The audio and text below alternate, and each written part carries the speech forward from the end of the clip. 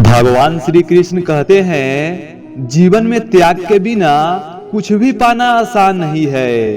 एक सांस लेने के लिए भी अपनी पहली सांस का त्याग करना पड़ता है। इसलिए बेहतरीन चीजों को पाने के लिए बेहतर चीजों का त्याग करना ही पड़ता है। जिंदगी में त्याग करने से कभी मत घबराइए। जितना ज्यादा मोह माया में फंसोगे, सफलता उतनी ही दूर छिटकती चली जाएगी। इसलिए जीवन में सफल होना है तो बड़े से बड़े चीज को क्षण भर में त्यागने की क्षमता रखिए। भगवान श्री कृष्ण कहते हैं, कर्म का गणित बड़ा ही सीधा और सरल है। कर भला तो हो भला और कर बुरा तो हो बुरा। आप अच्छा कर्म कीजिएगा तो हमेशा आपके साथ अच्छा होगा, और अगर बुरा कर्म कीजिएगा तो हमेशा बुरा होगा। भगवान श्री कृष्ण कहते हैं, हमारी पृथ्वी कर्म लोक है। जो जैसा कर्म करेगा वैसा ही पाएगा।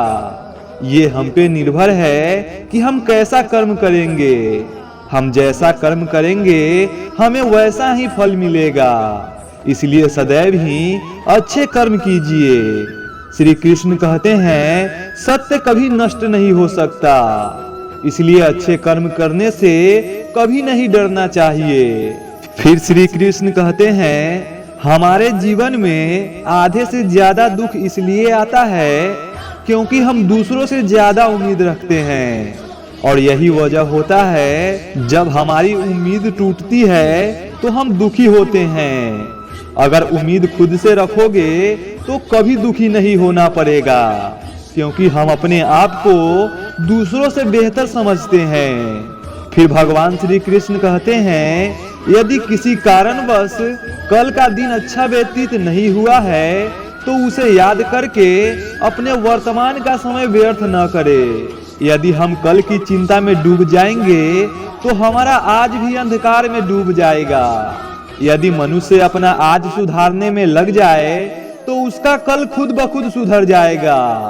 इसलिए बुद्धिमानी इसी में है कि अपना आज सुधारा जाए। अगर हम अपने आज को बेहतर बनाने में लग जाए तो हमारा कल खुद ब खुद बेहतर होते चला जाएगा। इसलिए इंसान को सभी सोचों को त्याग कर सिर्फ अपने आज पे फोकस करना चाहिए, क्योंकि अगर इंसान अपने आज को सुधार लेगा तो उसका कल खुद ब खुद सुधरते चला जाएगा। भगवान श्री कृष्ण कहते हैं, शस्त्र केवल शरीर को घायल करता है, किंतु आपका शब्द आत्मा को घायल करता है। इसलिए सदा अपनी वाणी पे नियंत्रण रखे, क्योंकि शस्त्र के घाव बहुत जल्द भर जाते हैं, किंतु शब्द के घाव कभी नहीं भरते। इसलिए हमेशा अपनी वाणी पे नियंत्रण रखिए। हमेशा मीठी वाणी बोलिए। मीठी वाणी परमात्मा का एक ऐसा वरदान है जो बड़े बड़े युद्ध को भी टाल देता है और पराये को भी अपना बना देता है। इसलिए सदैव ही मीठी वाणी बोलिए। भगवान श्री कृष्ण कहते हैं, जो व्यक्ति अपने लक्ष्य में खो जाता है वही जीवन में सफल हो पाता है। अगर आपने भी कोई बड़ा लक्ष्य बनाया है और अगर आपका सपना उसे पाना है तो अपने लक्ष्य में खो जाए, तभी आप अपने लक्ष्य को पा सकेंगे। भगवान श्री कृष्ण कहते हैं, दूसरों को जानना ज्ञान है, परंतु स्वयं को जानना आत्मज्ञान है, और आत्मज्ञान से ही मनुष्य जीवन में सफल बनता है। अगर आपसे कोई गलती हो जाती है तो उसे स्वीकार कीजिए। कभी ये हठ मत कीजिए कि मैं परिपूर्ण हूँ और मुझसे कोई गलती नहीं हो सकता, क्योंकि अगर हठ आप पे हावी हो गया तो आपका पतन निश्चित है। इसलिए पहले स्वयं को समझिए और अपनी गलती को स्वीकार कीजिए।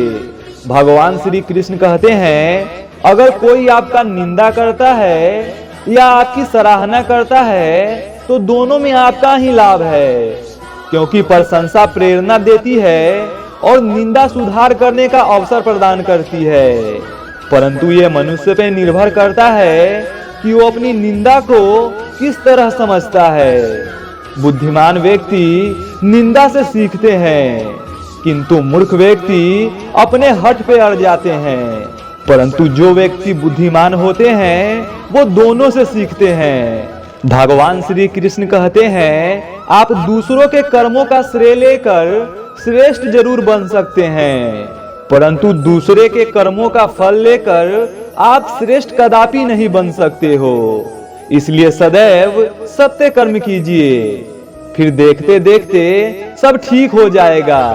क्योंकि भगवान स्वयं कहते हैं, पृथ्वी कर्मलोक है और जो जैसा कर्म करता है वैसा ही फल पाता है। पर यह मनुष्य पे निर्भर है कि आप कैसा कर्म करते हैं। आप जैसा कर्म करोगे आपको वैसा ही फल मिलेगा।